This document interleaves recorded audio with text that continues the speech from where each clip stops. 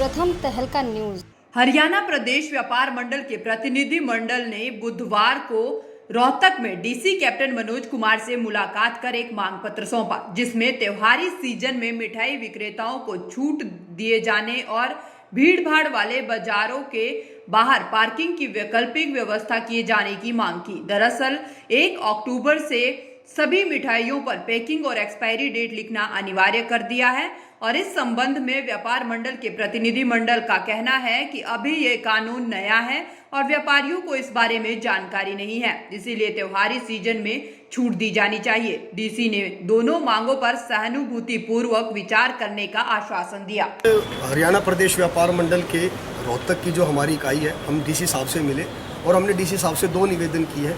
पहला निवेदन हमने हलवाइयों के लिए किया कि जो 1 तारीख से FSSAI का नया कानून आया है, जिसके तहत हलवाइयों को अब जो भी वो मिठाई बनाएंगे उसके ऊपर मैन्युफैक्चरिंग डेट और एक्सपायरी डेट लिखना अनिवार्य कर दिया गया है। हमने डीसी साहब से ये निवेदन किया है क्योंकि अभी एक तो इस कानून का व्यापक प्रचार नहीं हुआ है, दूसरा इस व्यवसाय से हमारे जो साथी व्यापारी जुड़े हुए हैं वो बहुत ज़्यादा शिक्षित नहीं है, तो और दूसरा दिवाली का त्यौहार आ रहा है, तो जो मिठाई है बहुत ज़्यादा तादाद में बनेंगी भी और उसकी खपत भी होगी। तो हमने डीसी साहब से निवेदन किया कि अभी सिर्फ इस फेस्टिव सीजन में इसमें थोड़ी नरमी बरती जाए और डीसी साहब ने हमें आश्वासन दिया है कि भाई अभी हम अधिकारियों को इस बात को रखेंगे कि कोई ज्यादती किसी भी हमारे व्यापारी और हलवाई भाई के साथ वो नहीं होने देंगे। दूसरा हमने डीसी साहब से निवेदन किया कि अब जब ये फेस्टिव सीजन शुरू होगा तो बाज़ारों में भीड़ एकदम बहुत ज़्यादा बढ़ जाएगी, तो हमने इनको कहा कि भाई जितनी भी एंट्रेंस के ऊपर बड़े बाज़ारों में है उनसे थोड़ी सी पहले आप वैकल्पिक पार्किंग की व्यवस्था दे दीजिए ताकि जो 4 व्हीलर्स है, बड़े व्हीलर्स है, वो बाज़ारों में ना आए। और जो लोडिंग और अनलोडिंग है जो व्यापारी की होती है उसके लिए भी अगर थोड़ा समय निर्धारित हो जाए, या तो अर्ली मॉर्निंग में हो जाए या थोड़ा सा लेट नाइट हो जाए, ताकि बाज़ारों में भीड़ पहले ही बहुत है और भीड़ इस फेस्टिव सीजन में ना बढ़े। कोरोना का वैसे ही दौर चल रहा है और डीसी साहब ने बड़ी हमारी दोनों बातों को सुना और उन्होंने दोनों बातों के ऊपर पूरा संज्ञान लेके हमें पूरा सहयोग देने का आश्वासन दिया। इन्होंने कोई ऑर्डर बताया मुझे जो फूड सेफ्टी वालों का, कि उसमें कोई, वैसे तो कोई भी खाद्य पदार्थ है जो पैक होके आता है उसमें मैन्युफैक्चरिंग और एक्सपायरी की डेट वगैरह देनी होती है, मैंडेटरी है वो।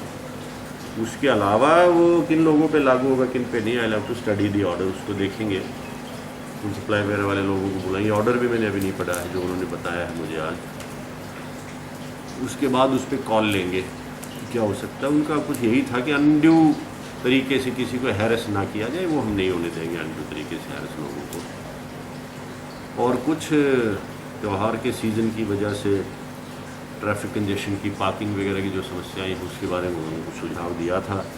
मैंने उनसे कहा है कि ऐसे ऐसे जो कंजेस्टेड जगह हैं मार्केट से, वहाँ पे जो भी वैकल्पिक व्यवस्था के लिए जगह उपलब्ध हैं, कोई स्कूल है, कोई और इंस्टीट्यूशन है, कोई खाली ग्राउंड है, कोई कूड़ा वगैरह का सरकारी कोई यदि है वहाँ पे, तो वो मुझे एक लिस्ट दे देंगे और उनको हम ये त्यौहार के सीज़न के दौरान पार्किंग के लिए डेजिग्नेट कर देंगे उन जगहों को।